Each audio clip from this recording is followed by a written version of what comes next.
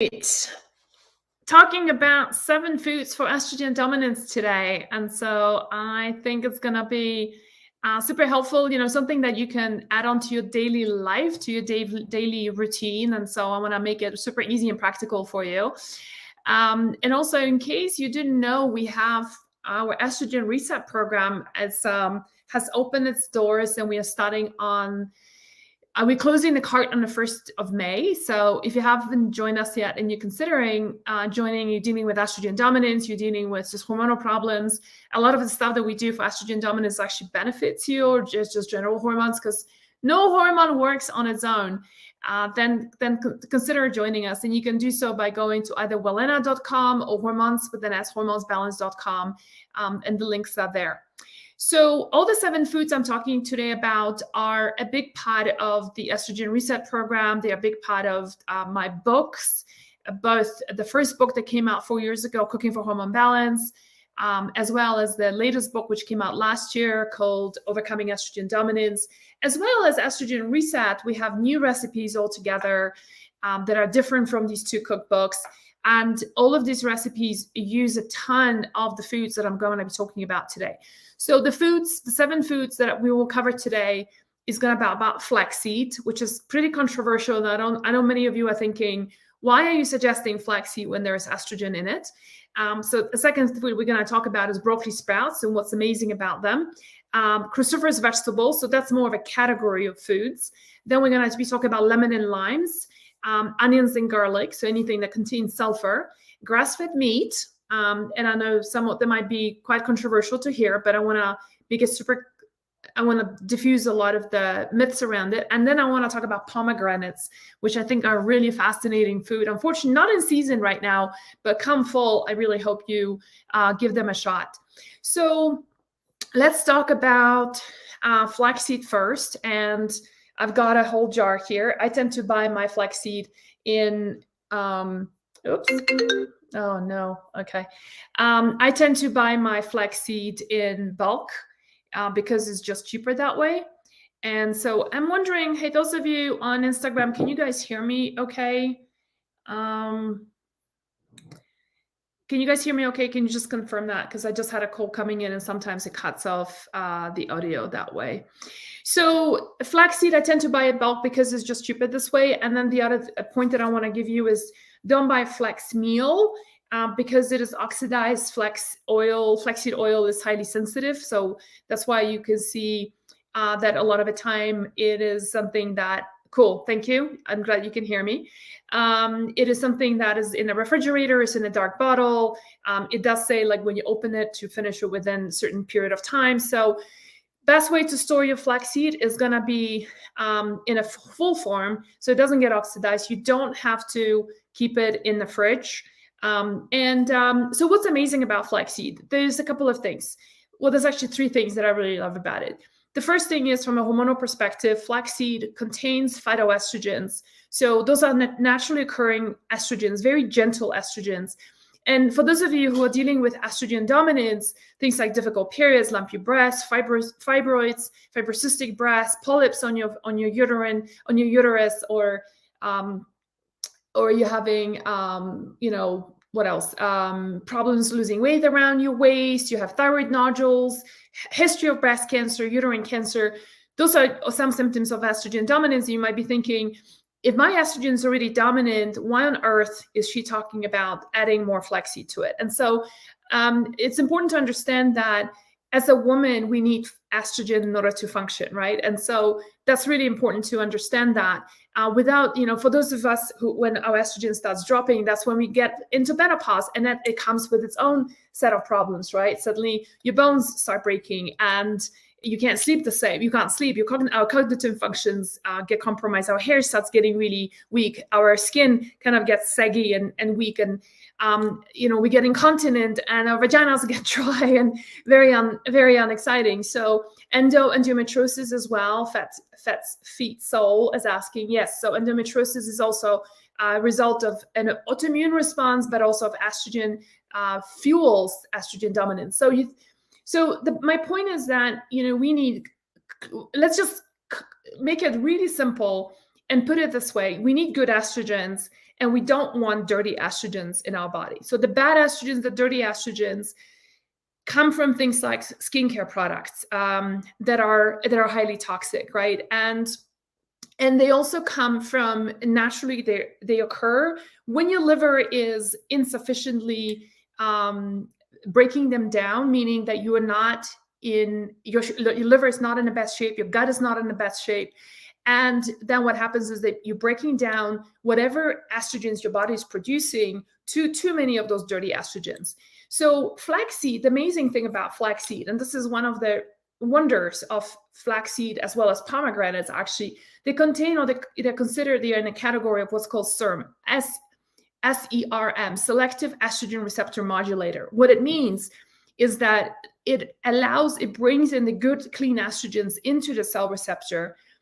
And so that's why it's called a modulator, because it modulates. But on the other hand, it blocks off the bad estrogens from coming into the cells and doing damage, doing DNA damage, such as, for example, in the case of breast cancer. And so what is really fascinating, is that it's almost like, you guys might have heard the term adaptogen before. And so we look at adaptogen as like being something that supports the adrenals. Which is kind of simplistic because they actually do a lot more than just supporting the adrenals. But anyway, I think, I like to think of flaxseed and pomegranate both as being as what I call estrogenic adaptogens. They just, depending on what your body needs, they support you that way, which is such a beautiful thing about food, isn't it? So don't despair. Don't be afraid of flaxseed. Now, here's what happens in order for flaxseed to become estrogen. There is something called the lignans, and they're only occurring in seeds. They don't occur in flaxseed oil. So flaxseed oil is not going to give you this benefit. If you want the lignans and you want the slight estrogenic effect, which is for many of you who are going to perimenopause, menopause, I think you would appreciate that very much. I certainly do. My estrogen is dropping, and whenever I do flaxseed, I feel wonderful. So the lignans are in the fiber of flaxseed, and then with the help of gut bacteria, they get converted into those gentle estrogens. Here's the kicker. There are some women that typically, I would say, like maybe 1 out of 20, who has a negative reaction to flaxseed. So for example, you take flaxseed because Magdalena says is wonderful, but instead of feeling better, your breasts become really lumpy and painful. Your period is from hell. You start having spotting in the middle of your cycle, right? Those are things that we don't want. Most likely, it could either be you're just having a food sensitivity to flaxseed, or you're having insufficient gut bacteria for you to be able to break them down and convert them to estrogen. So what do? You just don't eat it. There's going to be other foods I want to tell you today about, and you can use those. So people are asking how much. So yeah, 1 to 2 tablespoons a day in a ground form is the best. So I grind it up, put it in the fridge, and in an airtight container. Is more important that it's airtight more than the temperature itself. But yeah, so that's the way to go about it. And you can put it into smoothies. You can put it on top of a salad. If you're baking with it, the temperature change I'm not sure if the lignans are going to survive, so I don't recommend it. But it's a great egg replacer as well. The other 2 things I love about flaxseed is that it is part of it also is an amazing form of fiber. It's both soluble and insoluble fiber. So for example, if you're having things like constipation, it's just really sweeps out the colon and evacuates things. In fact, whenever I travel, I tend to get constipated.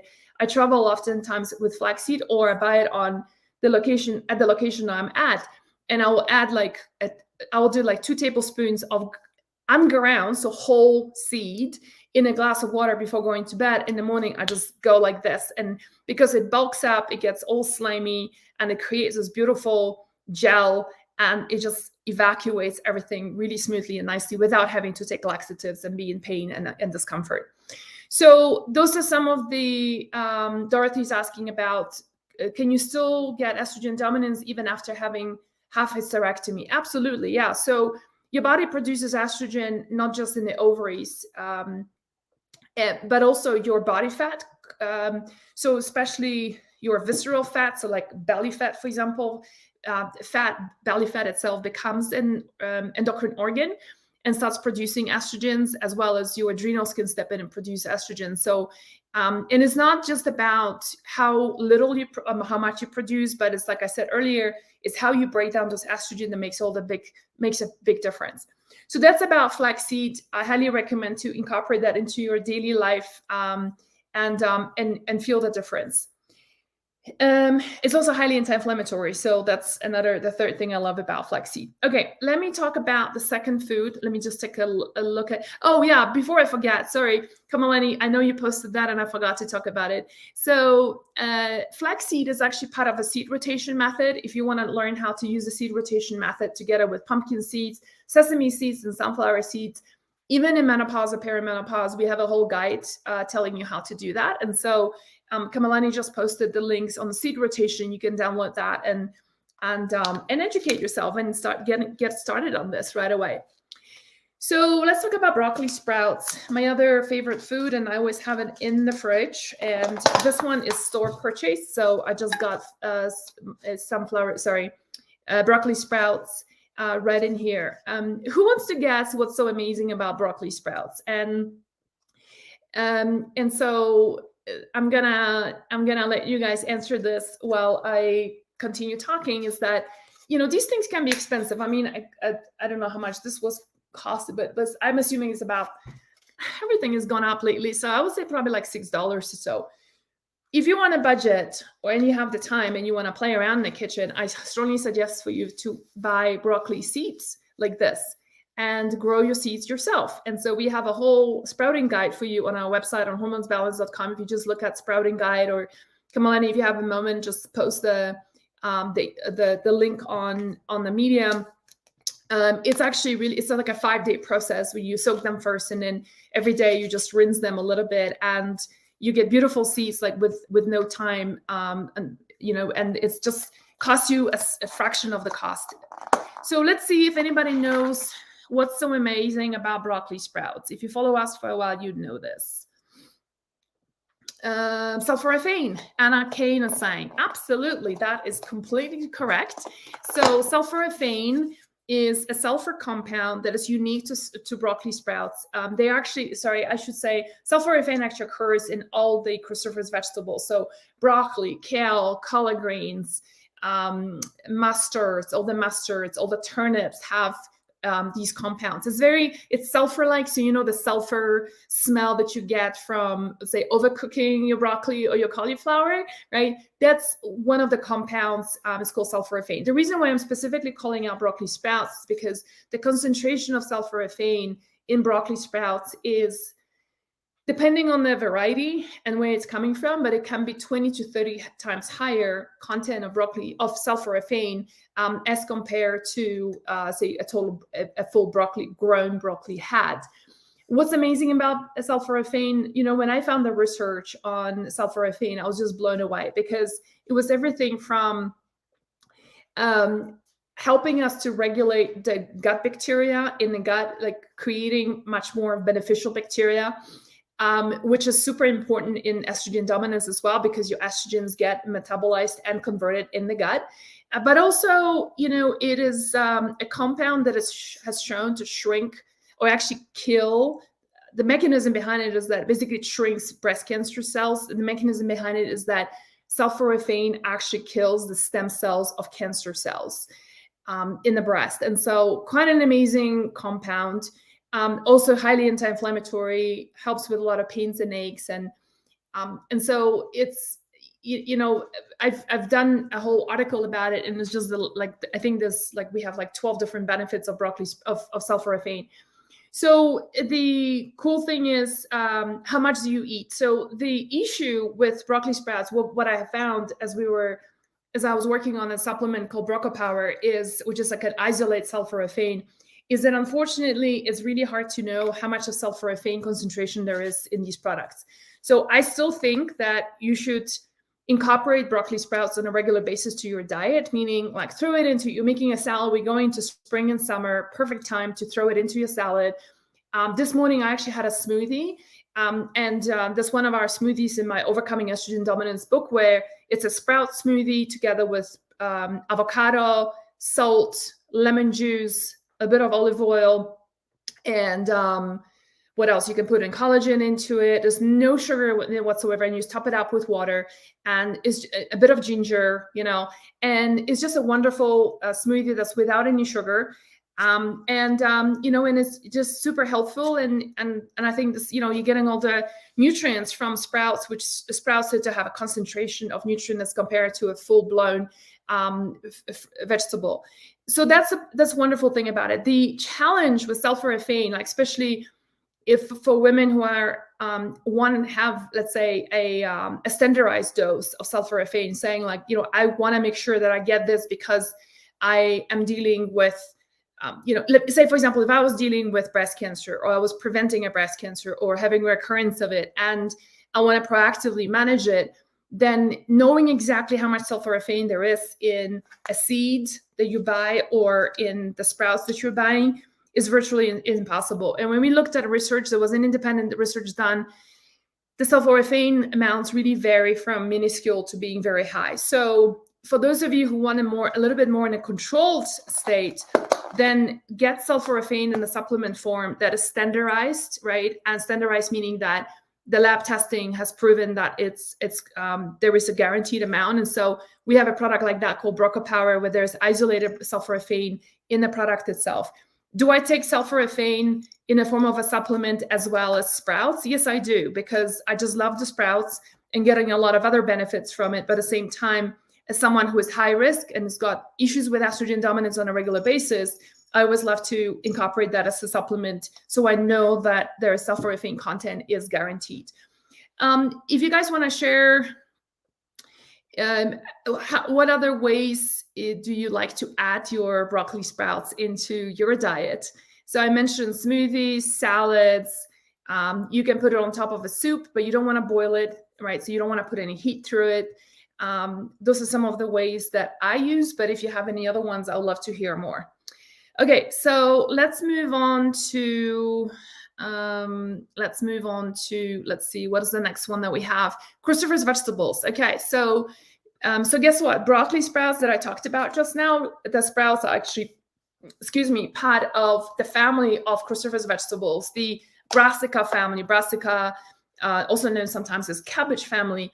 Very healthful family of plants that are super, super nutritionally dense. So I always say, if you're going to a health food store, if you're shopping for food and you see lettuce versus having something like mustard greens or arugula, throw away the goddamn lettuce because it is nutritionally really, really weak. It's got not very much in it, and rather, invest your time and energy and funds into something that is a lot more helpful. So mustard greens, arugula is some of my favorites.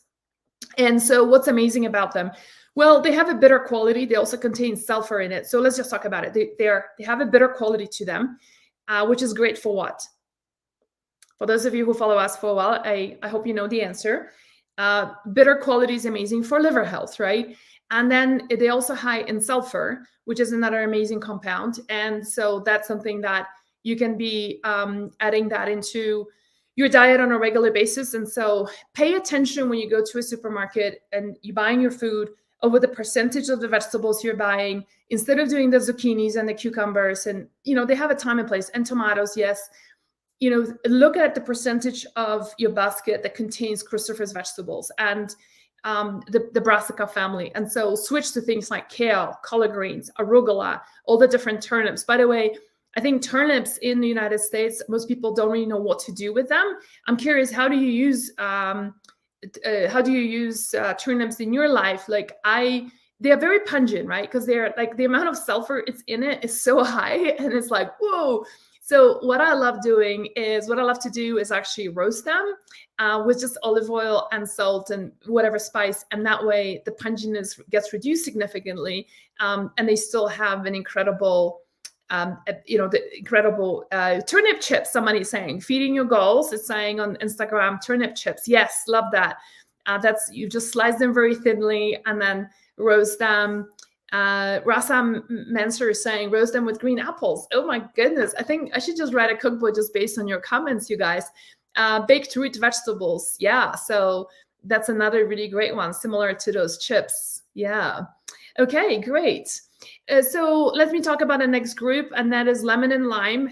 So a couple of amazing things about those is that, how many of you here, by the way, would have a glass of water first thing in the morning and you squeeze some lemon or lime into your water? Really great way of dealing with them. And so, I mean, incorporating lemon and lime. Why? Well, one of the things that happens is that it's highly alkalizing. So, you know, I'm currently, you might have seen me talk to my good friend, Dr. Anna Kabeka, who's doing the keto green protocol. And one of the things about keto green is not just about being in ketosis, but it's also about being alkalized. And so she has found a lot of research that a lot of people are going keto, but they're also very acidic, and that doesn't serve the body. So one way of alkalizing your body, and there's a belief that disease doesn't thrive in an alkaline body, which is, I think energetically, it's something that definitely resonates very well with me.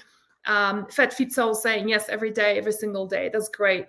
And so that's one great benefit. And when you put your body in a state of alkalinity, it's also enables the endocrine system to function a lot better. But the other thing I want to talk about, which is often overlooked, is like, especially when you buy organic lemons and limes, is don't throw away the rind. When you squeeze a lemon, after you're done with the juice, actually before you squeeze the lemon, do something else. You can just use the peel. So the peel is incredible. It contains a substance called D-limonene, which is, guess what, one of the binders for the liver. So in the liver, we have different binders in order to bind up the different toxins in order to be evacuated. So one of the things that lemon, limes, oranges, as well as grapefruit contains, and all of the citrus fruits have something called D-limonene.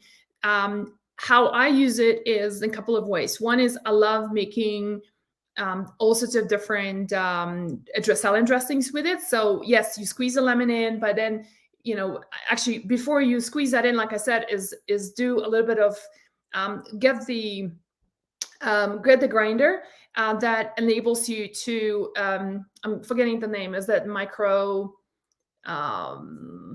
Can somebody help me out here? The micro something, and that's the one that actually. Let me just grab it in my kitchen. I'm sitting right outside of my kitchen. I forgot to grab it, so I wanna show you what I mean. And so there we go. So that's what I mean. Is right here, zesting them. Yes. So that's where you can. It's kind of cool because when you put your hands over it, nothing happens. When you put a lime through it. So not the white part, just the colorful part. Okay.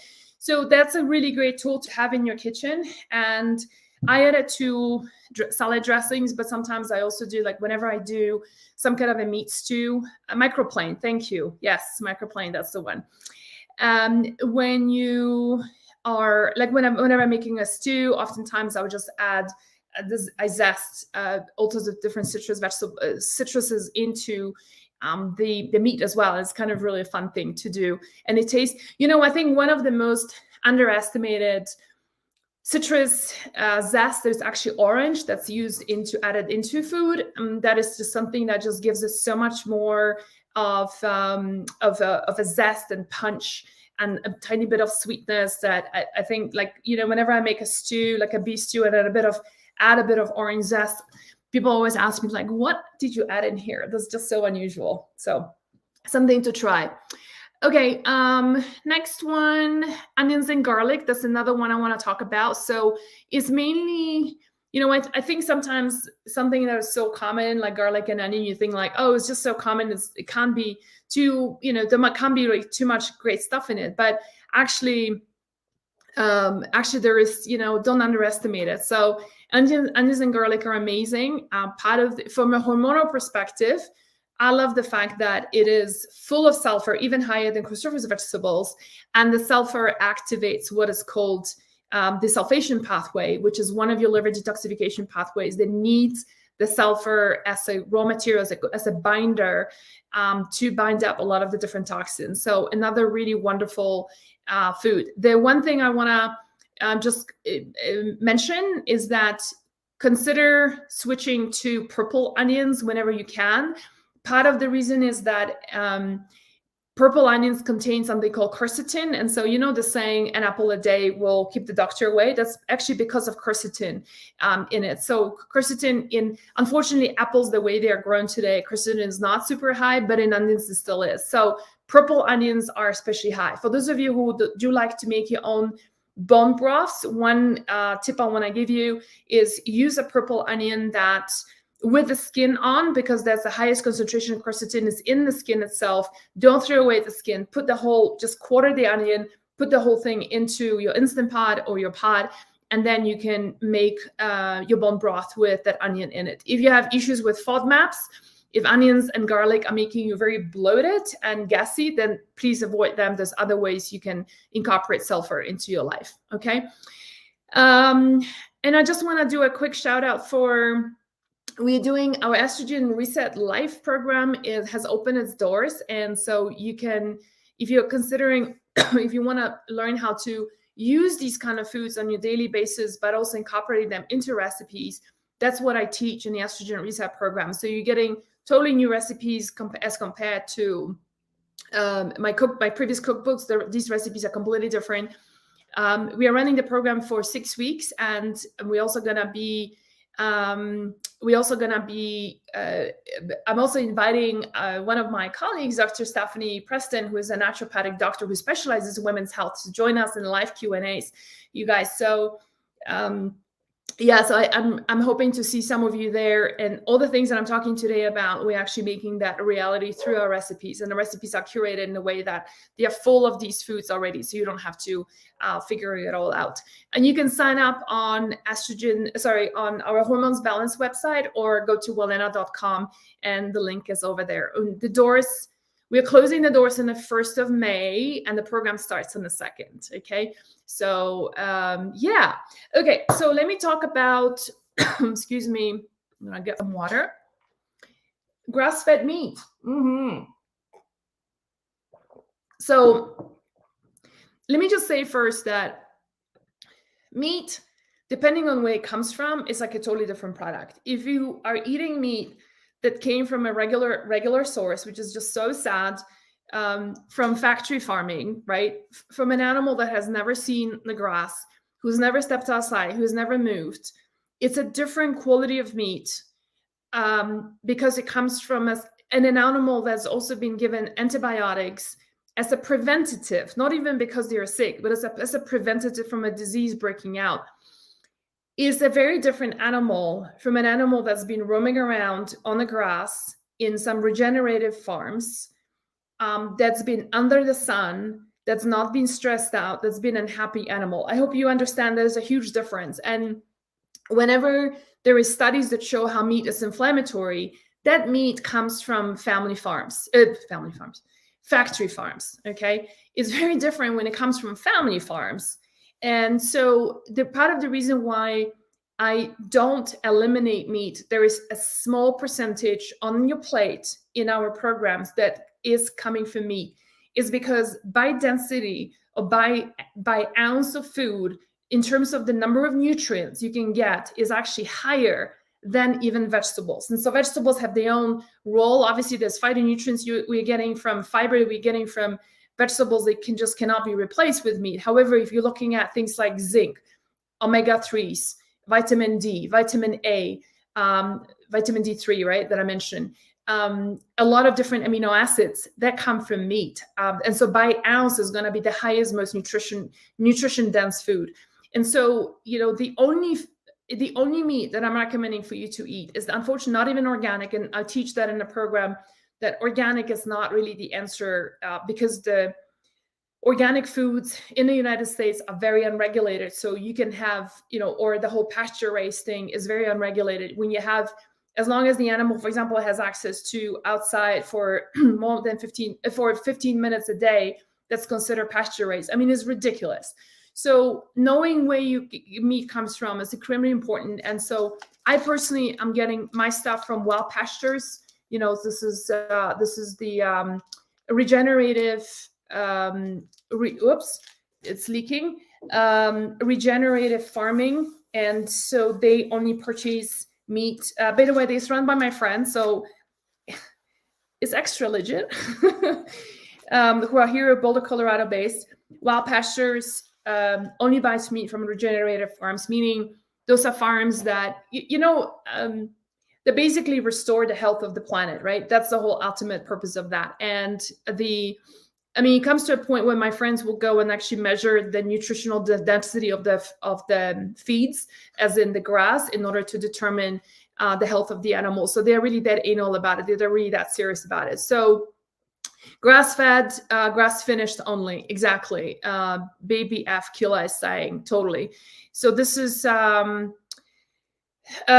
what I definitely, and we do have a partnership with them. And so if you want to, there's some savings there. I can't remember what is the name of the farm. So it's not a farm.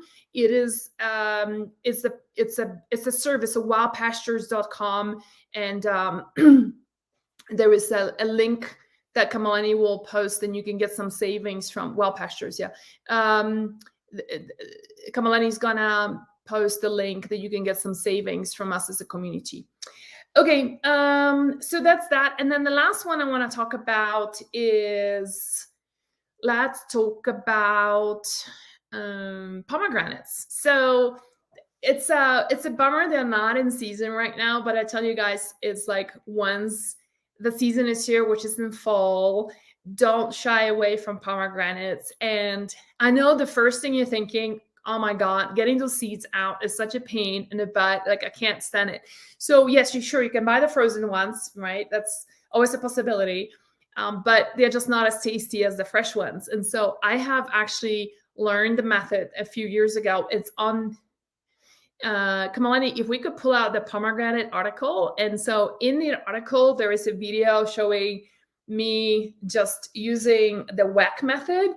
So it's basically taking the pomegranate, slicing it in half, putting in your hand, the half with the seeds pointing down, and then you just take a spatula and you just whack the heck out of them, and all the seeds are going to start coming out through your hands, and then basically you capture that into a bowl. So I showed that it literally takes less than 2 minutes to do a whole full pomegranate. And I showed that in a video, and somebody was actually timing it, and I got it down below 2 minutes. So super easy and fast way to get this done. Now, so let's talk about pomegranates. You know how I talked about flaxseed initially when we started the video? I talked about flaxseed being an estrogenic adaptogen. I consider pomegranate to be also an estrogenic adaptogen, because it does, depending on what your body can do. And so today we know that it is in the category of the SERM, selective estrogen receptor modulator food. And it sounds like a complicated concept, but let me give you something really simple to take home today. And so I love using, traditions and how foods has been used in different traditions. So for example, in India, when women get married, they get pomegranate seeds and they get pomegranate juice. And so pomegranate is actually like a fertility fruit. In fact, if you really think about it, when you slice it the right way and you half it, it kind of looks like women's ovaries, right? So it is like that fertility symbol of fertility, but it's also been given to women who just got married. And obviously in India, fertility and having babies soon after getting married was maybe to some degree still is a thing. So why is it given? Well, because it actually helps regulate your hormones and increases progesterone, but also there is also it just regulates the dirty and the good estrogens, as I was saying earlier. On the other hand, what I've also found out that if you go to Iran, in a Persian culture, pomegranate and pomegranate juice is given to women who are having hot flashes. And so that's really interesting, because then you think like, wait, so that's a food, that's a remedy food too, it's a healing food. But the other spectrum, which is like women who can't get pregnant anymore, and now they're just having hot flashes, right? So that's like a completely different set of problems, but it's the same food that solves it. Why? Because it just does. That's why I call it estrogenic adaptogen, because it just helps your body depending on what you need. Women in menopause, our estrogen starts going down and we need a little bit of a boost of estrogen, and pomegranate will then make the receptors for estrogen a lot more sensitive. So whatever little your body's producing, they're going to get into the cells with a lot more ease and openness. So isn't that just beautiful how you have the same food and potentially two different actions, one raising estrogens and the other one kind of blocking the dirty estrogens and the other one enabling the good estrogens all at the same time. So it's kind of like a 2-in-1 effect, right? Quite a marvelous thing when it comes to food. Yeah, and Kamalani just posted about the balancing hormones with pomegranate and how to remove the seeds article, so you can take a look at that. Okay, Kamalani, why don't we just do a couple of questions and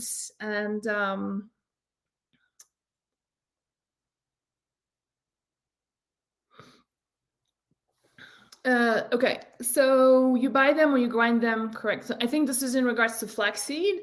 So yeah, so I buy them full in a box section most of the time, and then I use a grinder. So just like a spice grinder or coffee grinder. If you use coffee at home, make sure you have a separate grinder for your coffee, because otherwise everything is gonna, coffee grinder just takes over everything. Everything tastes like coffee. So I don't drink coffee, but if I did, I would have another grinder for just spices and things like flaxseed. Okay, Gina is saying, if you had estrogen dominance, then took your DIM for 3 months and now have low estrogen, what should a girl do? Stop DIM, I still have estrogen dominant symptoms. So first of all, DIM does not suppress your estrogen, so it doesn't make your estrogen lower. What DIM does is it helps your body to eliminate dirty estrogen. So you need to understand that estrogen, whatever your body's producing, and it then separates it to clean estrogens and dirty estrogens, and that's largely happening in the liver. So DIM upregulates the first part of your detoxification pathway. It doesn't activate the second two, the second part, which is your phase 2 liver detoxification, and this is where this is where sulforaphane, so BRCA power that I was showing earlier, as well as calcium duglucarate play a big role. And so Gina, if you can go to hormonesbalance.com and just look for DIM, and you will see there's an article that we have in there that explains the difference between DIM and the other two. A lot of the time, women actually don't feel very good taking DIM because you're upregulating the first part of, you're opening up too much of a wide door, and there's like a flood of estrogen coming in, but you don't have the second part to support it, to detoxify it. And this is where the issue happens. But then when you add calcium duglucarate and sulforaphane in the second part, then that's when you will be able to address estrogen dominance a lot more effectively. Okay. Second estrogen reset for me, first time was in fall. I'm nearly in menopause now, but don't know why I crave sugar and carbs like crazy. Never happened before, blood test good, so not sure what's happening and how to curb this. Okay, so couple of things, Rosa. So first of all, congratulations, and I'm looking forward to seeing you in our program, our estrogen reset program. We're starting in May. So craving sugar is a couple of things, and just I want to address the blood test.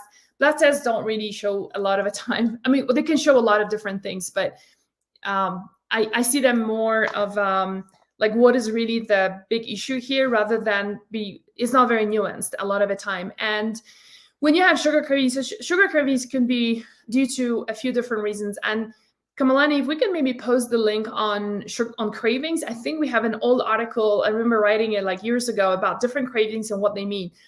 Few things about sugar cravings and carbs is it's really good to identify when are you craving them. So is it a physiological or is it an emotional craving? So that's the first thing.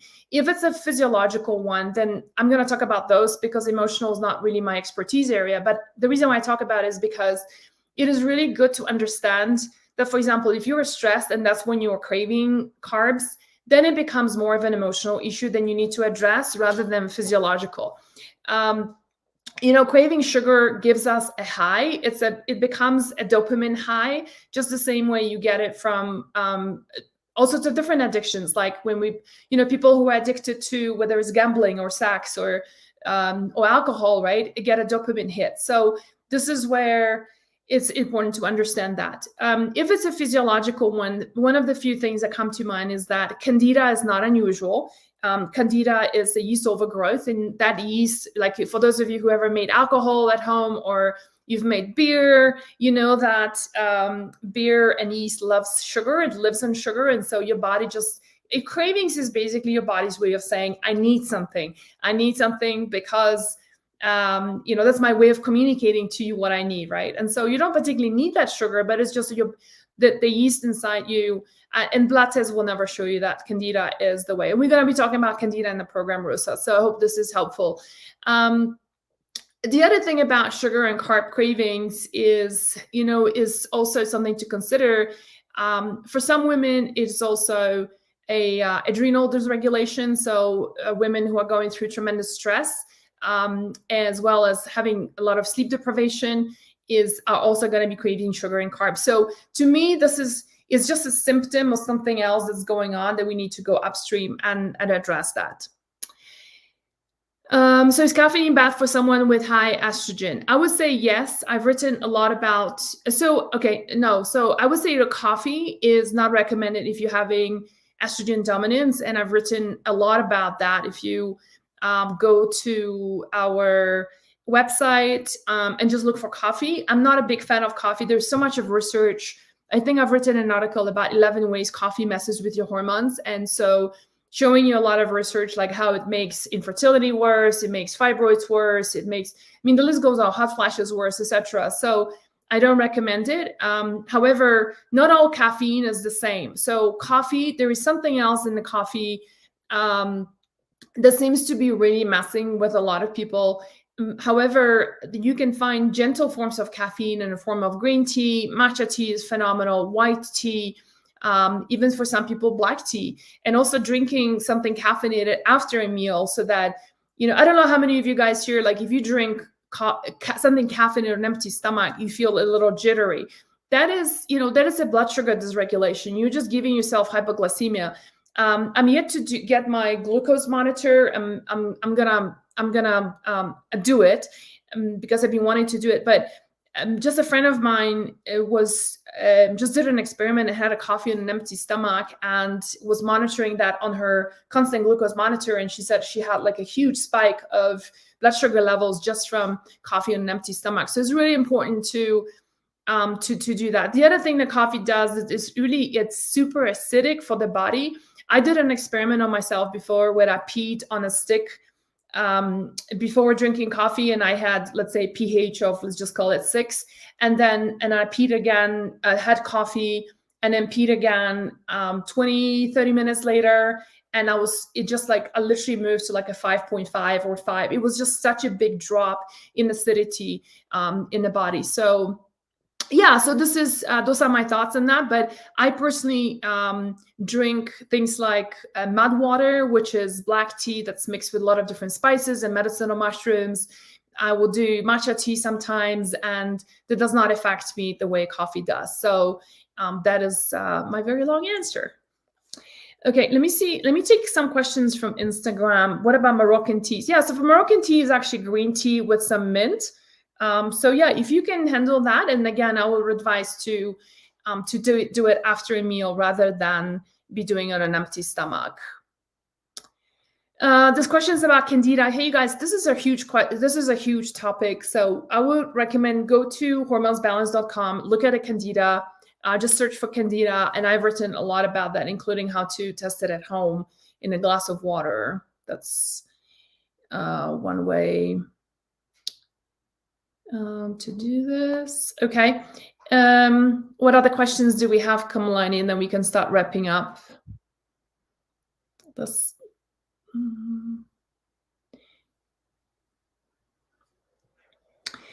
I will just do one thing here about soy. So that's a really good question. So your thoughts on Jenny Stain from soybean for hormone positive breast cancer. So yeah, so that's that is so yes, I don't talk about soy because soy generally comes from GMO sources, and a lot of people are having problems with soy, and it's super processed. So I generally don't recommend soy. However, there is an exception to that. I generally don't work with that a lot, but if you can get a soybean in a form of a supplement that is organic and that is standardized, then yes, then it's actually a really good idea. Those are phytoestrogens, and so those phytoestrogens is exactly what I was talking about in flaxseed. You know, it's not like just because it's something contains estrogen, it doesn't mean it's bad. You know, when somebody has estrogen receptor positive breast cancer, it doesn't mean that they shouldn't be eating anything with estrogen in it. You know, that is not the issue. The estrogen is not what's causing the breast cancer. Is the inflammation, is the destruction of the DNA. And then later, once the breast cancer is developed, is the dirty estrogens that are fueling it. So it's really important to understand that part. Okay. So soy, like, I just want to make it also clear, like soy in a form of soy milk, all the different tofus and stuff, that is all processed soy, and I don't recommend that just because of the number of preservatives that I just added to it. I want to share with you guys, I actually grew up, for those of you who don't know me, I grew up in Asia, and one of the really cool things about doing is going to the local markets, and you know, they make soy tofu at night, and then they sell it in the markets. And you know, when you buy that tofu, they scoop it out and put it in a bowl, and you've got to eat it by the end of the day, because otherwise it goes bad. And so I always remember that, like, how even though you put it in the fridge, it is so difficult to keep it fresh, and it will go bad. And so that kind of made me always realize how many preservatives are being added to tofu in order to preserve it. And that's been always very off-putting for me. So for that reason, I don't use it a lot in my cooking at all. There's a Nora who was asking, if you have fibroids, can you still drink coffee? So I would recommend not to switch to other forms of caffeine, just because of what I said, what coffee does to estrogen dominance. Okay, I think we're good for questions. Thank you so much about, actually, I'm gonna do one more question on this one here. So Catherine is saying, I hear so many different things in whether hummus affects estrogen. What's your opinion? So, you know, when you hear things like that, right? One of the things I recommend for you to do is to ask yourself, you know, has hummus been used in the past in other cuisines, and what is the health of that population? And so, you know, when I think of hummus and chickpeas, they've been staple food in places like the whole of Middle East, right? North Africa pretty much lives on chickpeas, right? And so that's hundreds of millions of people who've lived like that for generations. Now, are they sick? No. Do they have any more estrogenic problems, like estrogenic cancers or thyroid issues or whatever, than the rest of the world? No, they don't. And so why would hummus be a bad thing out of the sudden? Do chickpeas and as well as other legumes contain estrogen? Yes, they do. Just like soy does, and so does flaxseed, right? It's going to be in hummus is going to be significantly lower than what it can contain in flaxseed, for example. But it doesn't mean that it's a bad food. I want to just repeat this one more time. It's whenever you're giving your body phytoestrogens, right, those gentle estrogens, it's not a bad thing. It's how your body breaks down those estrogens to clean that dirty estrogens, depending on your health of your liver. And that's what the problem is. So whoever says that flaxseed is bad for you, hummus is going to give you estrogenic side effects, they just don't know what they're talking about. And if there was, so I would just want to, encourage you to use that kind of filter. Has this food been used in other cultures for centuries, and has it had negative effects? And if the answer is, I don't hear of people in North Africa or the whole of Middle East having particularly a lot of health problems, then just let it go, okay? Go ahead and have some hummus tonight. All right, you guys, I'm losing my voice. Thank you so much for being here today. I'm very excited that there are so many people are actually really interested in food. So yeah, our Estrogen Reset program is open, and we're starting on the 1st of May. We've got a lovely naturopathic doctor who's going to be leading the live Q&As with me. So that's going to be the fun part this year.